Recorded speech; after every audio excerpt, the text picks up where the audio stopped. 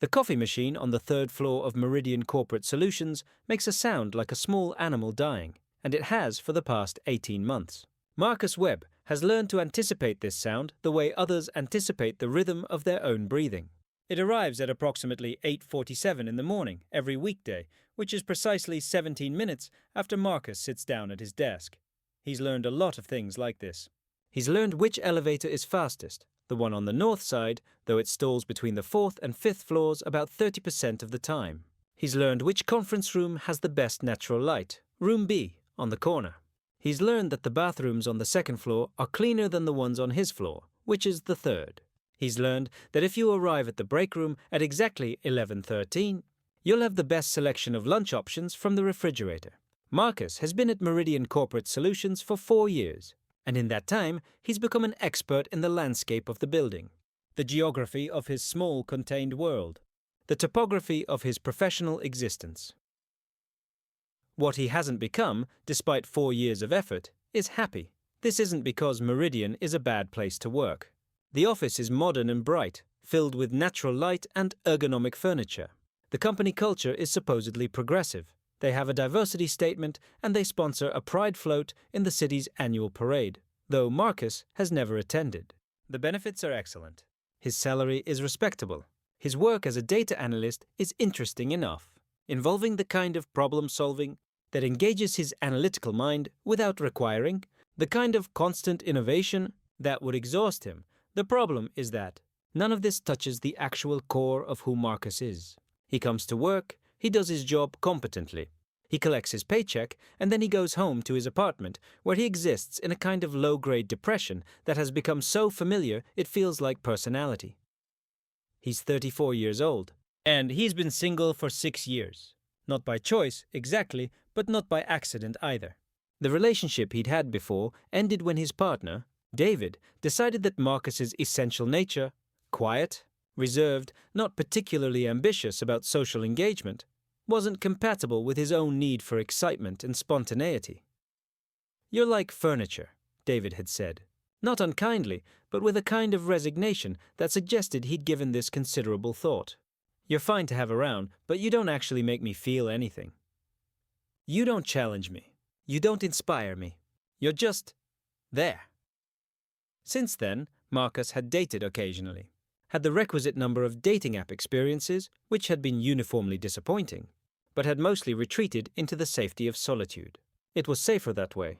It was predictable. It was manageable.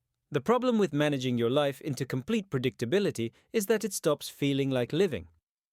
Marcus is thinking about this, as he often does when he arrives at the office on a Monday in March. The weather is beginning to shift towards something warmer. The trees outside the building's glass facade are starting to show hints of green.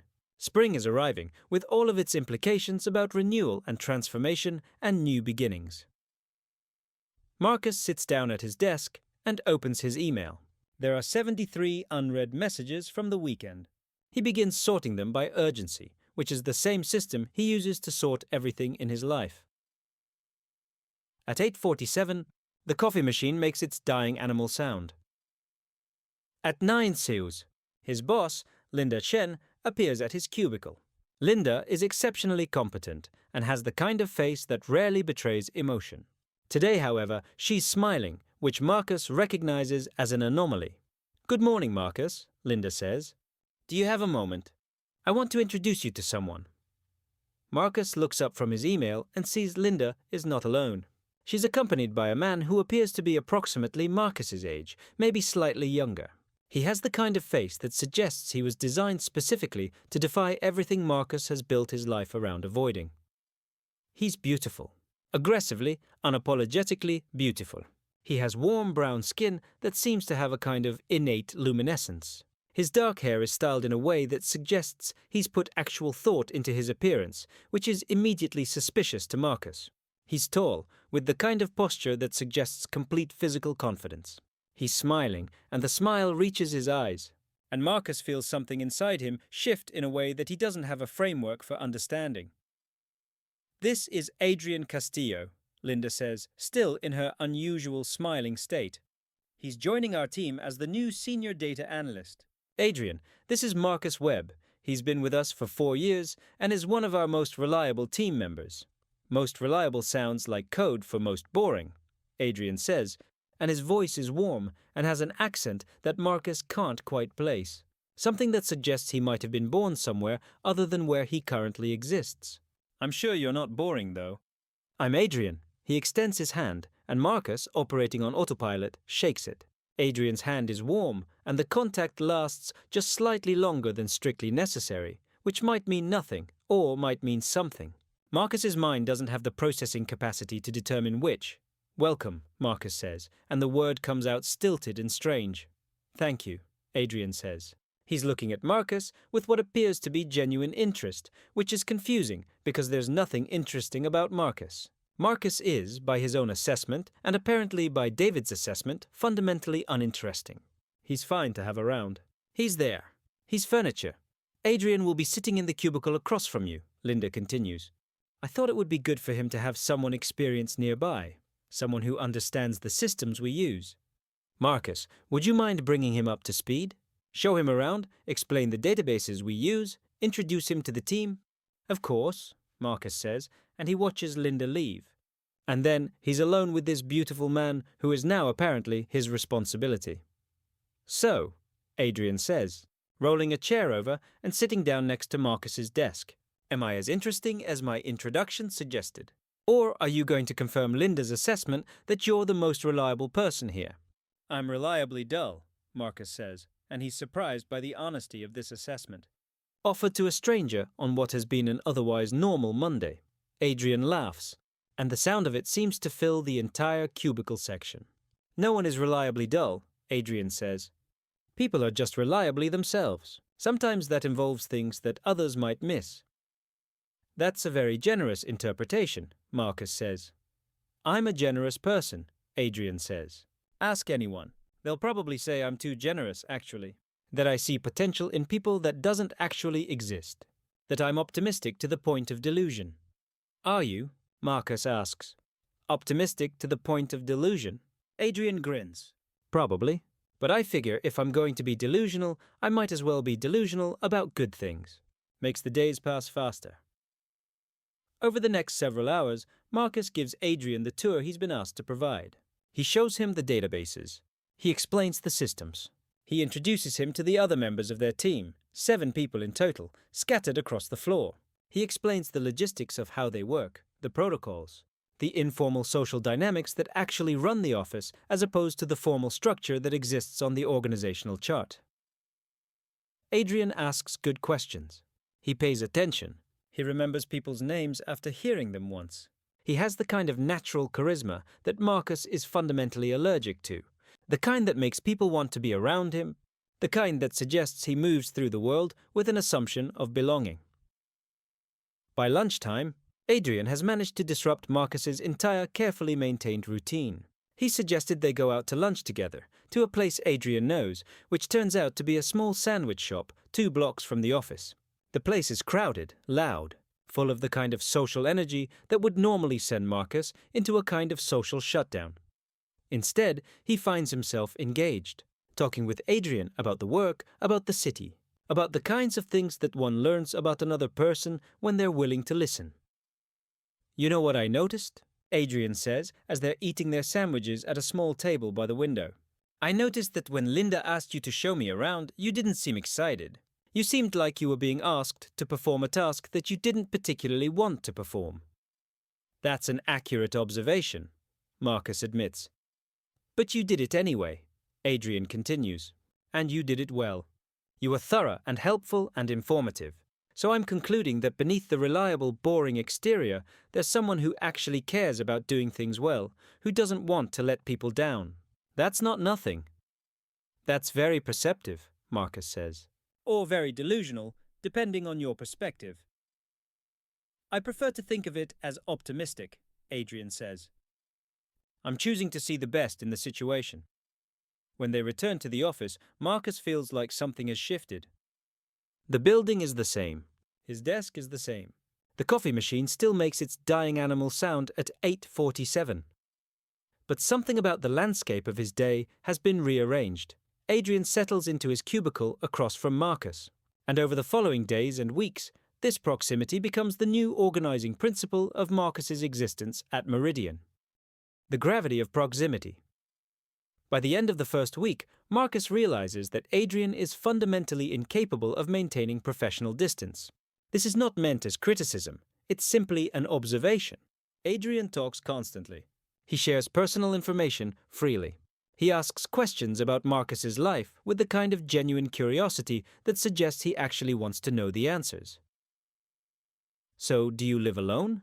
Adrian asks on Friday as they are both staying late to finish a project. "Yes," Marcus says. "Do you like it? Living alone?" "It's manageable," Marcus says. Adrian makes a dismissive sound. "That's the most depressing endorsement I've ever heard." "It's manageable." "That's what you say about a cancer diagnosis. Not about where you live." "I like solitude," Marcus clarifies. "There's a difference between liking solitude and hiding in it," Adrian says. He's sprawled in his chair, completely relaxed in a way that Marcus finds fascinating and also somewhat infuriating. "I'm not judging. I'm just observing. You seem like someone who's built a life around minimizing disruption, which is fine, but it also seems kind of lonely." "I'm fine with lonely," Marcus says. "But are you fine with it, or have you just accepted it?" Adrian presses, "Because those are actually different things." Marcus doesn't answer.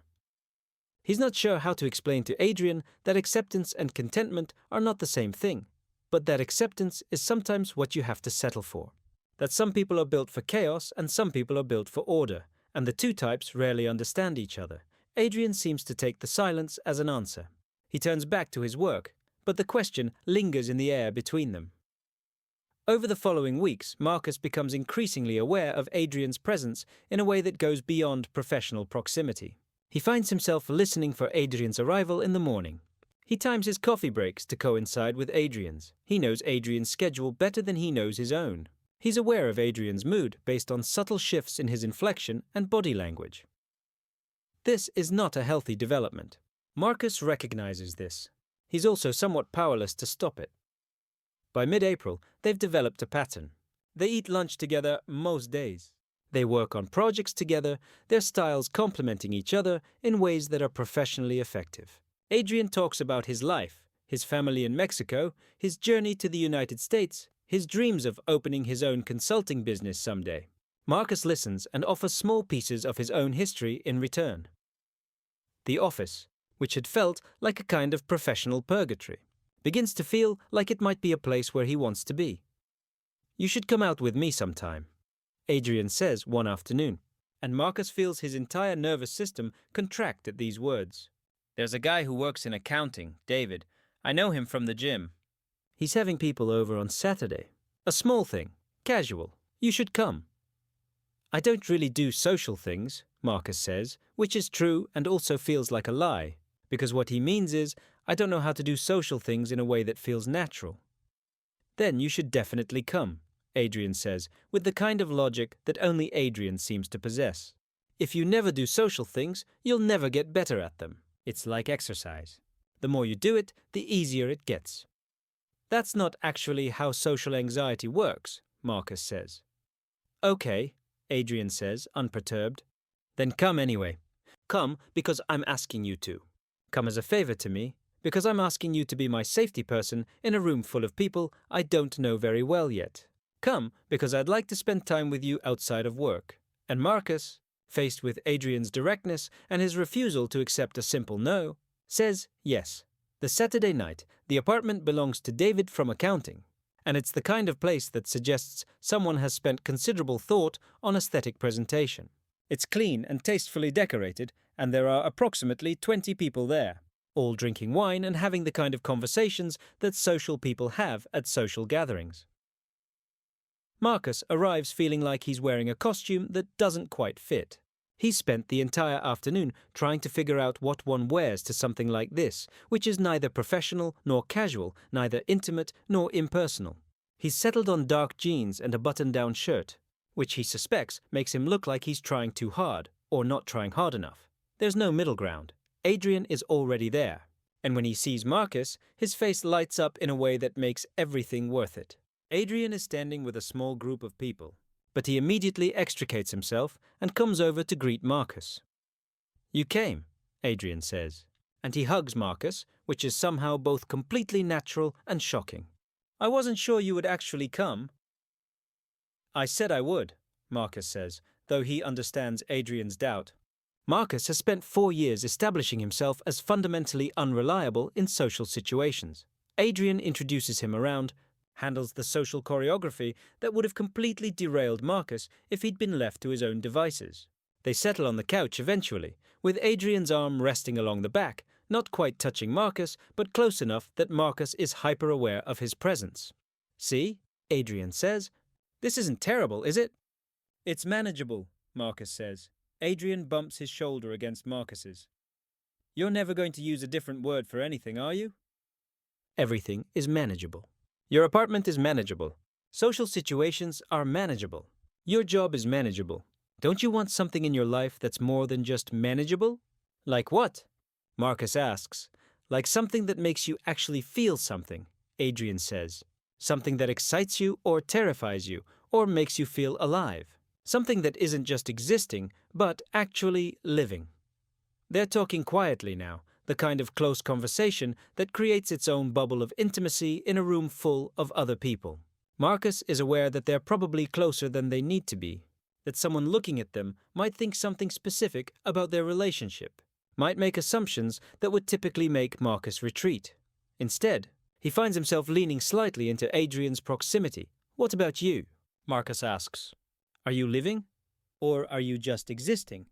Adrian considers this seriously, which Marcus appreciates. Adrian doesn't just throw out answers. He actually thinks about questions. "I'm trying," Adrian says finally. "I'm trying to live in a way that's intentional. I'm trying to build a life that's about more than just survival or comfort. I'm trying to take risks and be vulnerable and let people matter to me. It's terrifying a lot of the time, but I think it's better than the alternative." They talk until the party begins to wind down, and Adrian walks Marcus to his car. There's a moment when Adrian walks him there that feels like it might become something. Like Adrian might lean in and kiss him. Like there might be a moment where the nature of whatever is developing between them becomes clearly defined. Instead, Adrian just hugs him and says, "Thank you for coming. It meant something to me, having you here." And Marcus drives home thinking about Adrian's words about living intentionally, about vulnerability, about letting people matter to you. He thinks about David's assessment that Marcus is just furniture, just there. He thinks about whether it's possible to transform from a state of mere existence into actual living. He suspects that Adrian might be the catalyst for this transformation, which is terrifying in ways that he's not entirely sure how to articulate. May complications. By May, Marcus's awareness of Adrian has become something that occupies significant real estate in his mind. He's not willing to name it yet, but he knows what it is. He recognizes the symptoms, the way his attention sharpens when Adrian appears in his visual field, the way he times his breaks to coincide with Adrian's, the way he's acutely aware of Adrian's emotional state, the way he thinks about Adrian at night when he's alone in his apartment. This is crush territory. This is dangerous territory. Making matters more complicated is the fact that Adrian seems to have no awareness whatsoever that anything romantic is developing. Adrian is simply being Adrian, warm, interested, physically affectionate in a way that could be interpreted as either completely platonic or deeply romantic, depending on what you're prepared to see. Marcus watches Adrian from across their shared cubicles and tries to determine which interpretation is the correct one. The resolution comes in the form of a conversation that Marcus doesn't expect. Adrian comes to Marcus's cubicle one afternoon and sits down, assuming his characteristic sprawled position in the spare chair. He's been talking animatedly about his weekend, about a date he went on, when he pauses and says, "Can I ask you something kind of personal?" "Okay," Marcus says carefully. "Do you think you're gay?" Adrian asks, completely straightforwardly. Like, this is a normal question to ask a coworker you've known for 2 months. Marcus feels his entire internal system freeze. He's not prepared for this level of directness, even from Adrian. "Why would you ask that?" Marcus manages. "Because I'm gay," Adrian says, like this is obvious information that Marcus should have already known. I have a pretty good gaydar, and I think you might be gay too. But you also seem like someone who's been very careful about not acknowledging certain things about yourself. And I'm asking because, if I'm reading this correctly, I'd like to spend more time with you.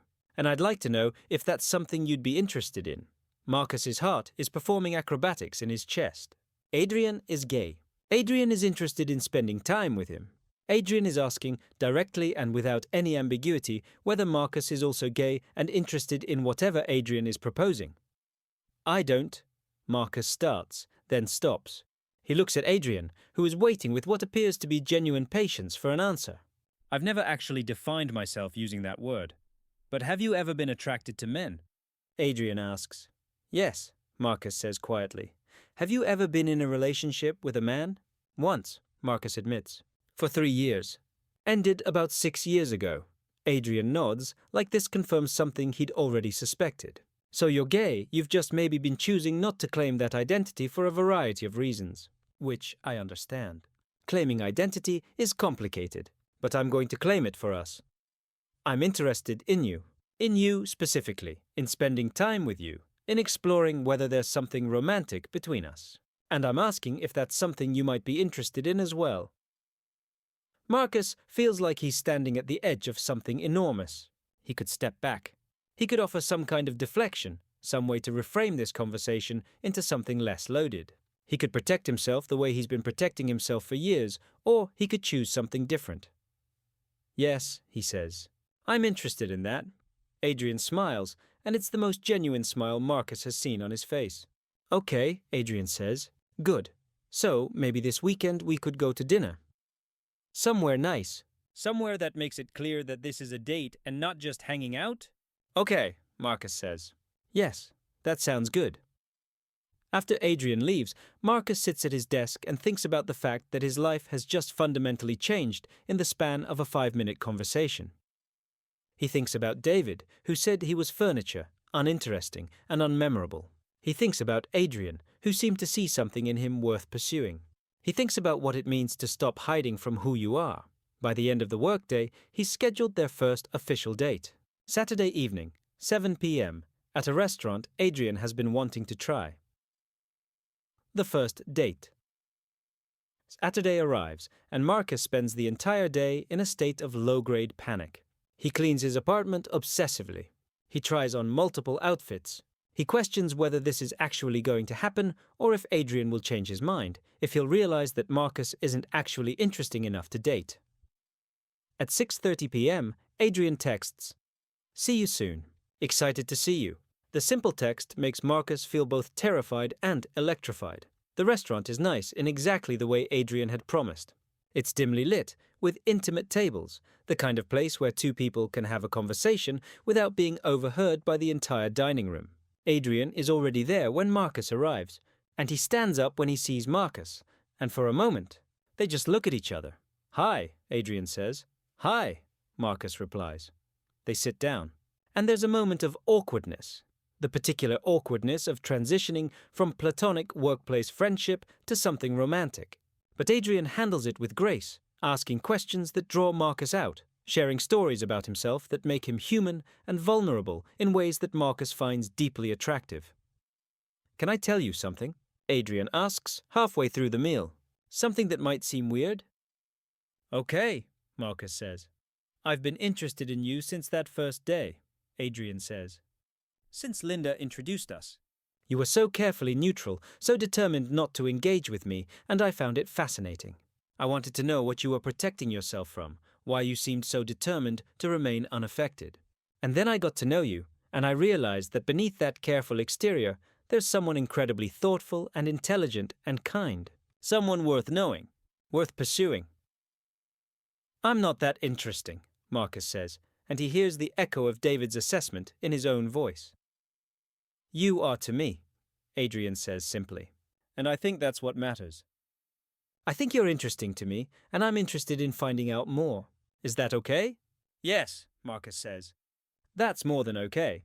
After dinner, they walk through the city, and the night air is warm, full of the promise of early summer. They talk about Adrian's dreams of starting a consulting business, about Marcus's hidden love of books, about the small things that make life worth living. At the end of the evening, as Adrian is walking Marcus back to his car, Adrian takes his hand. It's a simple gesture, but it feels monumental. Adrian interlaces their fingers, and they walk like that for a moment before Adrian says, "I'd like to kiss you. Is that okay?" And Marcus, in what feels like the most important decision of his life, says yes. The kiss is gentle and questioning, the kind of kiss that asks rather than demands. It's different from the kiss with David all those years ago, different in quality, different in intention. This kiss feels like the beginning of something rather than the ending of something else. When they separate, Adrian says, "That was really good." "Yeah," Marcus agrees. "It was." Into June. The weeks that follow are unlike anything Marcus has experienced in years. He's dating again, which means his life suddenly has this entire dimension that it's been lacking. It means he has something to look forward to beyond just work and home, and the maintenance of basic functioning. They continue to work together, and they're careful about professional boundaries at the office. But there's an undercurrent now, a knowledge shared between them that makes even the most mundane work interactions feel loaded with meaning. They catch each other's eyes across the room. They exchange small smiles. They exist in a state of constant awareness of each other's presence. Outside of work, they've started spending significant time together. They go out on weekends. They cook dinner together at Adrian's apartment. They exist in the ordinary domesticity of two people getting to know each other in the context of actual relationship rather than just attraction or excitement. Marcus learns that Adrian hums while he cooks, that he's remarkably bad at mathematics, which is ironic given that he works as a data analyst, that he has strong opinions about movies and is passionate about social justice in ways that make Marcus feel inspired and also occasionally inadequate. That beneath Adrian's outgoing exterior is someone who's also struggling, also carrying difficult things, also working toward becoming better. Adrian learns that Marcus is less boring than he thought, but more anxious. That he has a dry sense of humor that emerges once you've spent enough time with him. That he loves reading and has strong opinions about character development. That beneath Marcus's carefully neutral exterior is someone capable of deep feeling and loyalty. "My family wants to meet you," Adrian says one evening as they're lying in bed, in that post-intimate space where conversations feel safe and important. Marcus tenses slightly. "Really?" "Really," Adrian says. "I've told them about you. I've mentioned that I'm dating someone. They're curious about who would capture my attention enough that I'd want to keep seeing them." "What did you tell them?" Marcus asks. "That you're thoughtful and intelligent and kind," Adrian says. "That you've got this really sweet anxiety about the world that makes you want to do things carefully and well. That I really like you." "That's very generous," Marcus says. "It's honest," Adrian corrects. "I really do like you. I'm falling in love with you, actually. I know it's fast, and I know we've only been dating for a few weeks, but I'm telling you now because I want you to know that I'm not going anywhere." This isn't casual for me. Marcus feels something shift inside his chest.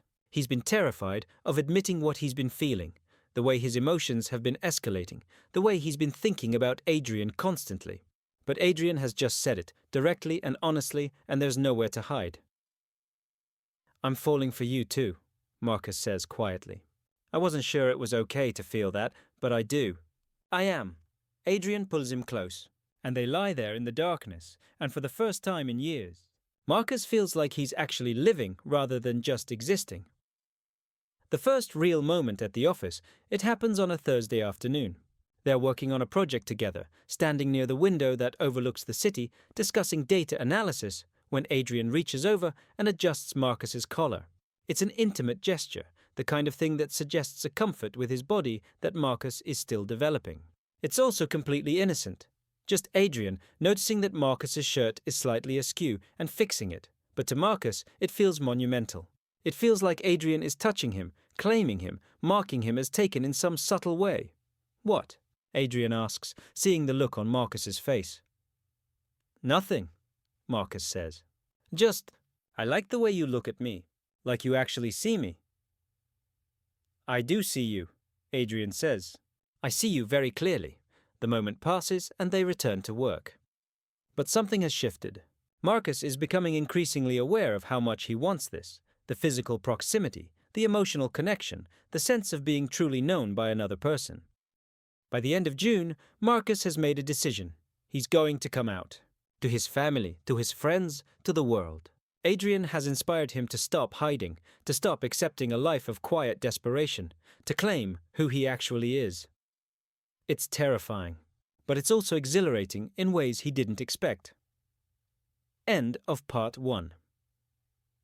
As June turns to July, Marcus stands at the threshold of transformation. He's fallen in love with Adrian, and Adrian has fallen in love with him. They're building something real, something meaningful. His life has fundamentally changed from a state of quiet endurance to actual engagement. The office building remains the same. The coffee machine still makes its dying animal sound at 8:47. The geography of Meridian Corporate Solutions hasn't changed. But Marcus has changed. He's no longer invisible. He's no longer furniture. He's someone who's been seen and chosen and loved, and he's only beginning to understand what that means. Part 2. July and August. 10th, 100 words. Part 2. Opening by mid-July. Marcus has been out to his family for approximately 3 weeks. The coming out conversation happened with his parents over dinner, after months of anticipating it, only weeks after he and Adrian became official. He sat across from them at the table in their dining room, in the house where he grew up. And he told them that he was gay and that he was dating someone named Adrian and that he hoped they could be happy for him. His mother had cried, but not sad tears. She'd said she was crying because she was relieved that he was happy and safe and living an honest life. His father had been more reserved, but ultimately supportive, had asked thoughtful questions about Adrian, had said that he was glad Marcus was allowing himself to experience this. It was better than the worst-case scenario Marcus had imagined. It was different from the best-case scenario, too. It was complicated in the way that real life is complicated, but underneath the complication was love and acceptance. His sister Emma called him the day after and said, "I knew it. I literally called this the first time you mentioned Adrian at family dinner. I was like, Marcus is gay 100%. You could have said something earlier," Marcus said, "and missed the opportunity to watch you figure it out yourself." Emma laughed. "That's not how being a sibling works." Now, with his family aware and accepting, or at least aware and trying to be accepting, Marcus feels lighter. The secret he's been carrying for years has been released into the world, and the world hasn't ended. In fact, the world has become more colorful, more real, more possible. At work, they're still maintaining professional boundaries, though the effort is becoming increasingly difficult. The way Adrian looks at Marcus when they're alone in the conference room has nothing to do with professional relationships. The way Marcus's hand occasionally brushes against Adrian's while they're working has become almost unconscious, a kind of physical punctuation to their emotional connection. It's mid-July when Linda calls Marcus into her office. Marcus walks in feeling a slight sense of anxiety. He's learned from years of workplace experience that being called into your boss's office rarely results in good news. "Close. The door," Linda says, and Marcus does, and he sits down across from her desk and waits. "I wanted to talk to you about something," Linda says. "Something that requires delicacy and discretion." Marcus's anxiety level increases significantly. "I know that you and Adrian are dating," Linda continues, and Marcus feels his entire face go red. Marcus starts. "It's okay," Linda says, and she holds up her hand. "You're both adults. You're not violating any company policy. And more importantly, I'm not bringing this up because I have a problem with it. I'm bringing it up because I want to give you a heads up about something that might be coming." "Okay," Marcus says carefully. "Adrian is being offered a promotion," Linda says, "to a senior position managing his own team. It's a significant step forward in his career, and it comes with a substantial salary increase. He's going to be informed of the formal offer by HR tomorrow." "That's..." Marcus pauses, trying to process his reaction to this news. "That's incredible. Adrian is going to be so excited. I'm sure he will be," Linda says. but I wanted to give you a heads up because it might change the dynamics of your working relationship. He'll be overseeing multiple teams, and while he won't be your direct supervisor, there will be organizational complexity. I wanted you to be prepared for that. Thank you for telling me, Marcus says. There's something else, Linda continues. Because we want to maintain a strictly professional environment, HR will likely suggest that you and Adrian work in different departments. There's no requirement for this, but it's often recommended when there are romantic relationships in the workplace. I'm flagging it now so you're aware that this might come up as a topic of discussion. After Marcus leaves Linda's office, he spends the remainder of the afternoon in a state of distraction. Adrian is getting a promotion, which is wonderful. But potentially working in different departments means they'd see each other less during the workday, which feels like a loss even as he recognizes that it might be necessary for maintaining professional boundaries. He doesn't tell Adrian about the conversation. With Linda, he lets Adrian have the experience of finding out about the promotion from HR, which apparently happens around 3 p.m. Adrian comes over to Marcus's desk, and even though they're maintaining professional distance, Marcus can see the excitement radiating off him like heat. Did you get called to HR? Adrian asks, keeping his voice casual despite the obviousness of his emotion. No, Marcus says. Why?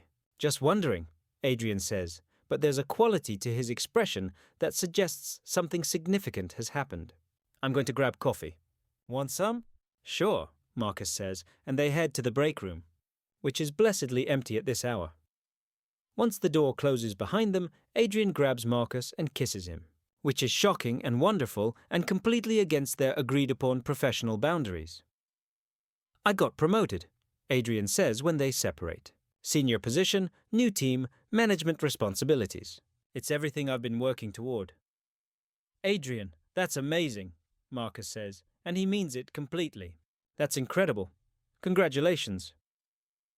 Thank you, Adrian says, and he's grinning in a way that makes his entire face look different, more open, more joyful than Marcus has ever seen it. I wanted to tell you first. Before I tell anyone else, I wanted you to be the first to know. I'm honored, Marcus says. This promotion, Adrian says, his expression becoming more serious. It changes some things. I'm going to have more responsibility, more pressure. I'm going to be busier. And I want you to know that I'm aware of that. And I want you to also know that this doesn't change how I feel about you. It actually makes me more certain about how I feel. I want to build a life with you, Marcus. I want to be with you while I'm doing all these other things. That's a lot of pressure, Marcus says gently. I know, Adrian says, but I'm okay with the pressure. I want this. The shift, the promotion becomes official at the beginning of August, and Adrian moves to a different floor, managing a team of 4 people. They see each other less during work, which creates an adjustment period. But they manage it by being intentional about maintaining their connection outside of work. They have dinner together most nights. They take walks on weekends. They exist in a state of deliberate partnership that feels more real than anything Marcus has experienced before. But there's also a subtle shift happening. Adrian is busier. He's stressed in ways he wasn't before. The responsibility of management is weighing on him, and sometimes when they're together, Marcus can see Adrian's mind working on problems from work, can sense his attention being pulled in multiple directions. It's not a bad thing, exactly. It's just different from the early days of their relationship when Adrian had been fully present, fully focused on Marcus and on building whatever was developing between them. One evening, they're at Adrian's apartment, and Adrian is clearly stressed about a work situation. One of his team members is struggling, and Adrian is trying to figure out how to support them while also maintaining boundaries. I don't want to be the kind of manager who oversteps, Adrian is saying as he paces the apartment. But I also don't want to be someone who ignores problems. It's like there's this line between being supportive and being invasive, and I keep trying to figure out where that line is. It sounds like you're doing the right thing by trying to figure it out, Marcus offers. But am I? Adrian says, and there's a kind of desperation in his voice. I don't have experience doing this. I've never managed anyone before. What if I'm terrible at it? What if I make decisions that hurt my team? You won't, Marcus says with certainty he doesn't entirely feel. You're thoughtful. You care about doing things well. Everyone cares about doing things well, Adrian says. That doesn't actually guarantee you'll succeed.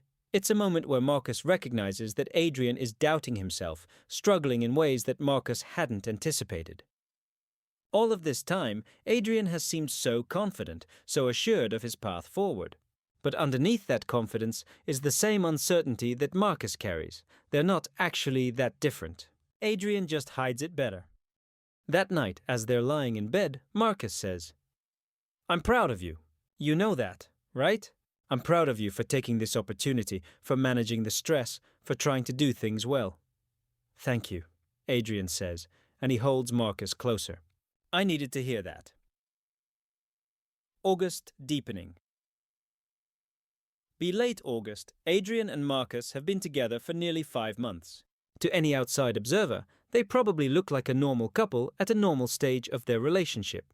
But to Marcus, it feels like they're reaching some kind of milestone, some kind of point where the relationship is solidifying into something more permanent. Adrian starts talking about the future in more concrete terms. He mentions his idea about moving in together, about combining their apartments into something shared and domestic. He talks about taking a trip together, somewhere international, somewhere that would feel like an adventure. But there's also a new dimension to his urgency. Adrian seems to be aware that summer is ending, that things are about to change. The season is shifting. School will be starting for other people. The company will be ramping up for fall projects. The stability of the summer will give way to something more chaotic. One evening, Adrian comes over to Marcus's apartment with a specific proposition.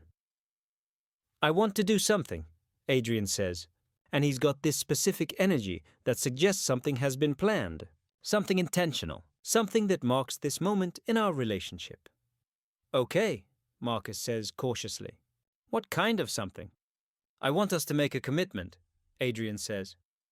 "Not marriage, not yet. But I want us to have some kind of ritual or statement that acknowledges that we're serious about this, that we're choosing each other deliberately." "Like what?" Marcus asks. Adrian produces 2 simple rings, not wedding rings, but matching bands, elegant and understated. "I want us to exchange these," Adrian says. "Not as an engagement, but as a promise that we're building something together, that we're committed to showing up for each other, that we're choosing this intentionally." Marcus feels tears prick his eyes. This is probably the most romantic thing that has ever happened to him. "Yes," he says. "Absolutely yes." They exchange rings there in Marcus's living room, with no witnesses except each other. Adrian speaks first. "I promise to show up for you, to see you, to help you become who you want to be. I promise to be honest with you and to handle your heart carefully. I promise to choose you." And Marcus says, "I promise to let you see me. I promise to be brave enough to love you openly. I promise to be someone you can trust completely. I promise to choose you every day, for as long as you're willing to let me." They kiss, and it feels sacred in a way that physical intimacy usually doesn't. They spend the rest of the evening curled up together, and Marcus feels like something fundamental has shifted. He's not just dating Adrian anymore. He's committed to Adrian. He's building a life with Adrian. The conversation. The following week, Adrian brings up the subject of working in different departments, which Linda had flagged for Marcus. "HR approached me about potentially moving you to a different team," Adrian says. "They're in Adrian's apartment, and he's being very careful with his wording. They think it might be better to have separation, to avoid any appearance of favoritism or conflicts of interest. What do you think?" Marcus asks.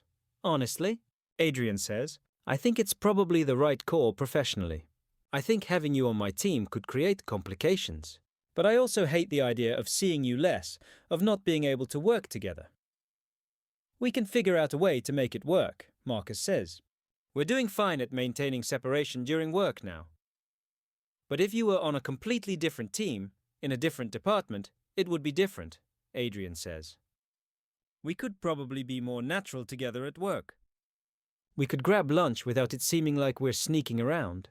We could acknowledge each other without worrying about how it looks. Or we could just accept the complications," Marcus says. "I'm okay with things as they are." "Are you?" Adrian asks. "Because I feel like you're settling again. I feel like you're accepting what's manageable rather than pursuing what you actually want." And there it is, the thing Adrian has been saying since they met. The observation that Marcus always accepts the least uncomfortable option rather than reaching for something better. What do I actually want? Marcus asks. I think you want to be able to be with me openly, Adrian says. I think you want to not have to hide or minimize. I think you want the same thing I want, to be in a relationship that doesn't require constant management and boundary maintenance. Those are very big things, Marcus says. Yeah, Adrian agrees. They are. But I think we deserve them. By the end of August, Marcus has transferred to a different team, one that reports through a different manager. The separation is minor in practical terms. They're still in the same building, still see each other regularly, but it opens up some space for them to be more natural about their relationship at work. And Adrian is right. It does feel better. They can grab lunch together without it being a secret. They can acknowledge each other in the hallways. They can exist together openly in the space of the office building. End of part 2. As August transitions into September, Marcus stands at another threshold. The early days of his relationship with Adrian have given way to something more established, more real. They're building a life together, making commitments, making choices that prioritize their relationship over the demands of professional boundaries or social convention. Adrian's promotion has been successful. His team respects him, and he's proving himself to be a thoughtful, capable manager. Marcus's new position has given him more flexibility and has opened up opportunities for growth that he hadn't anticipated. They're talking seriously about moving in together. Adrian is planning the international trip he mentioned, and he's invited Marcus to help with the planning. They've both shared their financial information, both aware that combining their lives might eventually mean combining other practical aspects of existence. The summer romance has transformed into something that feels like it could be permanent. Marcus is no longer existing in a state of careful management. He's living, and it feels magnificent. Part 3. September through December, 9,800 words. Part 3. Opening.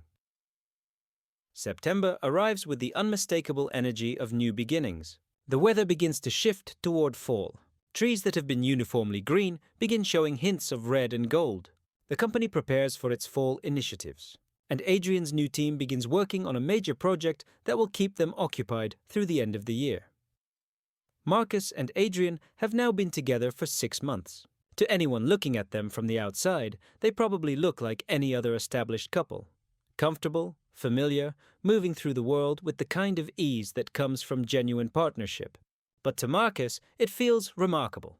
It feels like the kind of thing he'd almost stopped believing was possible. By mid-September, they've found an apartment that they both love. It's larger than either of their current spaces, with good light and the kind of layout that suggests they could build a real home there. They put down a deposit and sign a lease, and the process of moving in together begins. This is when things become genuinely real in a way that Marcus is still adjusting to. Moving in together requires a level of commitment that existing in separate apartments doesn't demand. It requires compromise about how space is organized, about how time is spent, about how 2 separate existences are combined into one shared existence.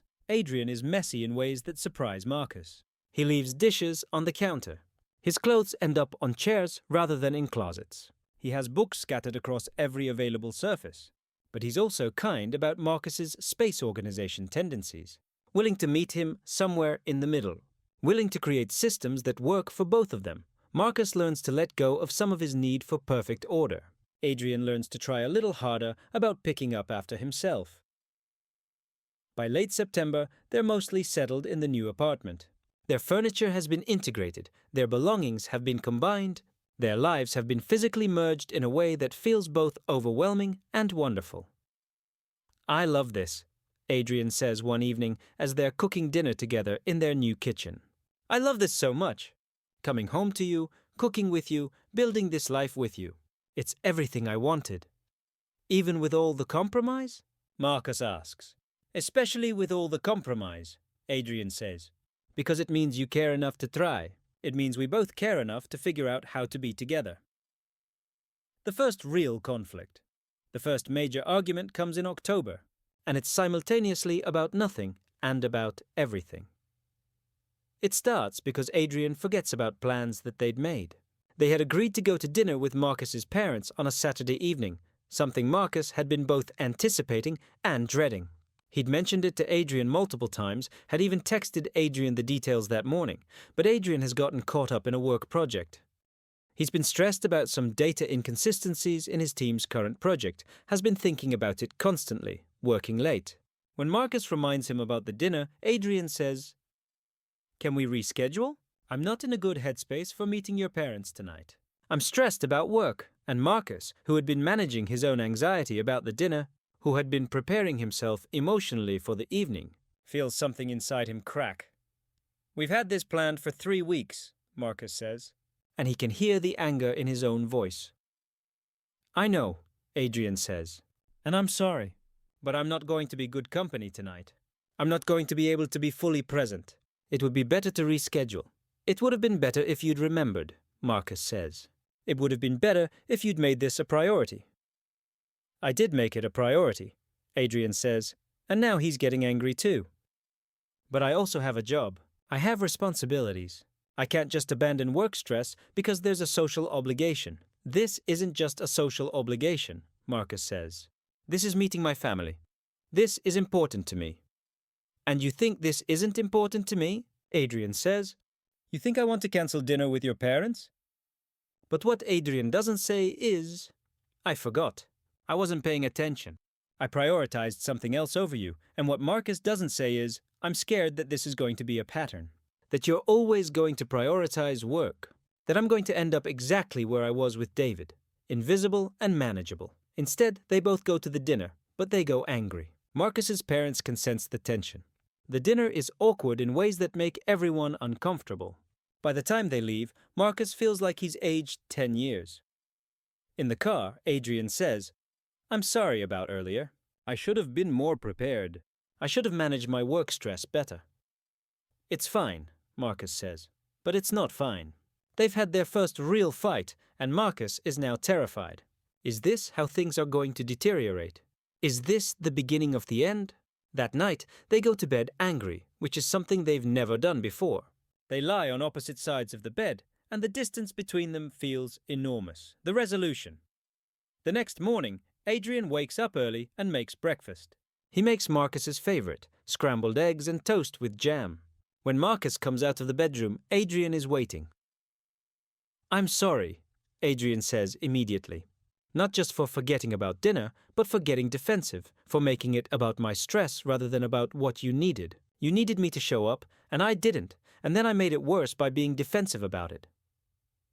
Marcus sits down, and Adrian sets breakfast in front of him. "I'm sorry too," Marcus says. "For the way I responded, for the anger. I was scared. I was scared that this was going to be a pattern, that I was going to end up invisible again." "You're not invisible," Adrian says, and he sits down across from Marcus. "You could never be invisible to me. And yes, I'm going to have work stress sometimes. There are going to be times when I'm overwhelmed or distracted. But that doesn't mean you don't matter. That doesn't mean this doesn't matter." "I know," Marcus says, "but sometimes I need to hear it. Sometimes I need you to demonstrate that you're choosing this, choosing me, even when it's difficult." "I'm choosing you," Adrian says.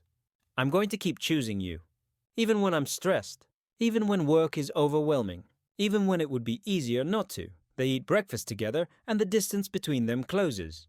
It's not like the fight didn't happen, but it's like they've moved through it to something on the other side. This is what real relationships are, Marcus thinks. Not the absence of conflict, but the willingness to move through conflict toward understanding. November. Planning and dreaming as the fall deepens and November arrives. Adrian and Marcus begin planning their international trip. Adrian wants to go to Mexico, to visit the places where his family is from, to show Marcus that part of his heritage. They spend weeks looking at flights and hotels, researching things to do, imagining what the trip will be like. "I want you to meet my extended family," Adrian says one evening as they're planning. "I know that's a lot. I know my family is chaotic and overwhelming, but I want them to know who you are. I want them to understand that I'm building a life with someone I love." "That's a lot of family," Marcus says. "Yeah," Adrian agrees. "But they're important to me. And you're important to me. So I want those two things to intersect. The trip is planned for December, over a 2-week period that will span from the end of November into early December. Adrian takes time off work. Marcus takes time off work. They make arrangements, get their documentation in order, prepare themselves for this journey that feels like it's about more than just tourism. By mid-November, Adrian brings up a new subject: marriage. Not soon, Adrian clarifies immediately. Not like tomorrow, but eventually. I want to marry you, Marcus. I want to make that commitment formally, legally, publicly. I want the world to know that we're building this life together. That's a big thing, Marcus says. Yeah, Adrian agrees. It is, but I'm ready for a big thing. I'm ready to commit to you completely. What about me? Marcus asks. Am I ready? Are you? Adrian asks gently, and Marcus considers this. A year ago, he was invisible and alone and accepting of that state. Now he's in a relationship with someone who loves him, who sees him, who chooses him every day. Now he's building a life that's about more than just managing. Now he's actually living. Yeah, Marcus says. I think I am. Not tomorrow, but eventually. Eventually, I want to marry you too. Adrian smiles, and it's the same smile that Marcus saw on his face when Adrian found out about the promotion. It's the smile of someone who's gotten what he's been working toward. The trip December arrives, and with it comes the Mexico trip. They fly into Puerto Vallarta, where Adrian's extended family is waiting at the airport. Adrian's mother, his 2 aunts, his uncle, his cousins, they descend on Adrian like a force of nature. And Adrian seems to expand within this family energy in ways he doesn't at work or in his everyday life. For the first few days, Marcus mostly observes. He watches Adrian with his family and sees a version of Adrian he's never encountered before. Adrian is more expressive here, more relaxed, more connected to something deeper than professional success or romantic partnership. Adrian's mother pulls Marcus aside on the second day and says, in accented English, Adrian tells us, you are the one, the important one. The one he wants to marry? He said that? Marcus asks, surprised. He said that to me and to his father, Adrian's mother says. He said, Mama, I have found someone I want to build a life with. Someone I love completely. So we know this is serious. We wanted to see if you were serious too. I am, Marcus says, and the words surprise him with their certainty. Adrian's mother nods, seemingly satisfied. Good, she says. Because Adrian deserves someone who is serious. Someone who will see him completely and love him completely. December resolution. The rest of the trip unfolds in a blur of family meals and conversations and experiences that feel like they matter. Marcus meets virtually everyone in Adrian's family, learns stories about Adrian's childhood, understands better where Adrian's particular brand of optimism and openness comes from. On their last night in Mexico, Adrian takes Marcus to a quiet beach. The sun is setting, painting the sky in shades of orange and pink and gold. They sit together, watching the light change, and Adrian says, "Thank you for being here. Thank you for meeting my family. Thank you for being willing to know all the parts of me. Thank you for letting me," Marcus says. Adrian reaches over and takes Marcus's hand. "I want to do this," Adrian says. "I want to propose. Not right now, not on this beach, but soon. Next year, maybe. I want to ask you to marry me officially. I want to build that kind of commitment with you." "Okay," Marcus says. "I want that too." They sit together as the sun continues to set, and Marcus reflects on the journey that has brought him here. He thinks about the invisible man he was, hiding in a cubicle, accepting that loneliness was his permanent state. He thinks about Adrian appearing in his life like a kind of saving grace, seeing him, choosing him, making him believe that he deserved better. He thinks about how far he's traveled from that state of quiet desperation to this moment on a beach with someone who loves him, with the promise of a future that actually seems worth living. Epilogue.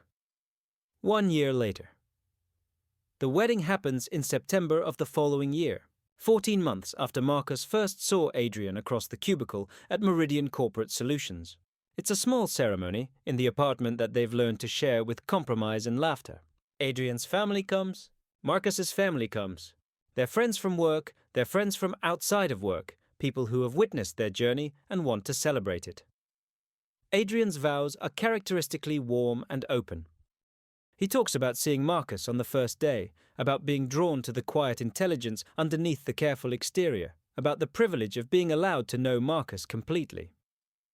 Marcus's vows are quieter, but no less powerful. He talks about invisible becoming visible, about learning to accept that being loved didn't make you weak or dependent, about choosing someone and choosing yourself in the same moment.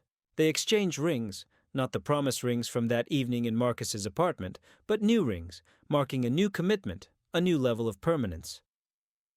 After the wedding, they leave for a 2-week honeymoon in Europe.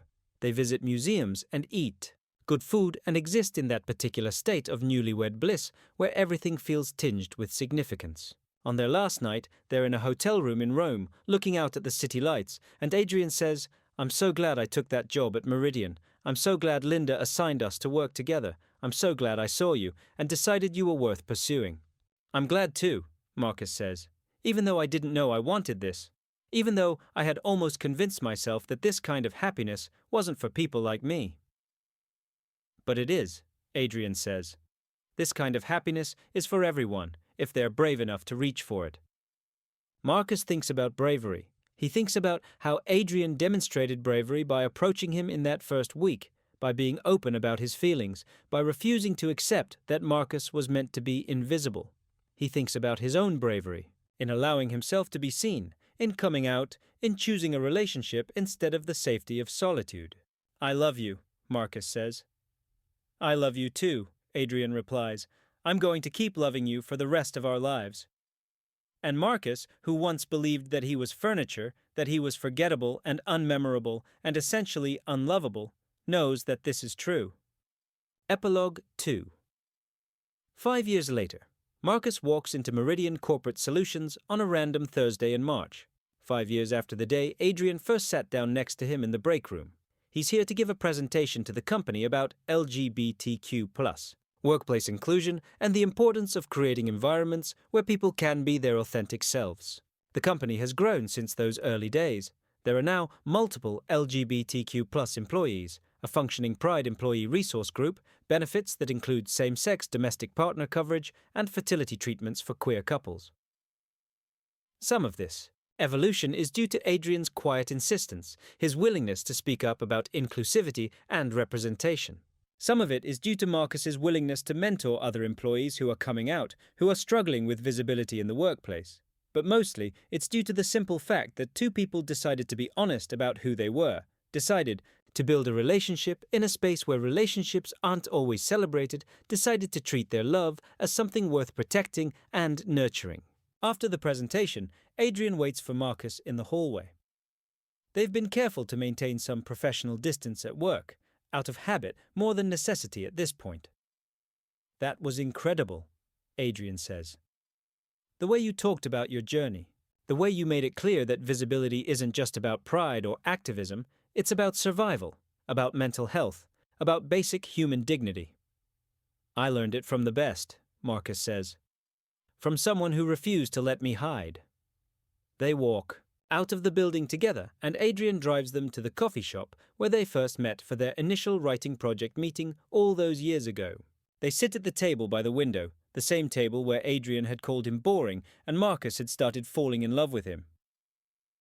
"I'm thinking about starting that consulting business," Adrian says, "the one I mentioned at the beginning, helping companies build more inclusive workplaces, working with LGBTQ+ employees to navigate corporate environments." "You should do it," Marcus says. "You'd be incredible at it." "Would you want to partner with me?" Adrian asks.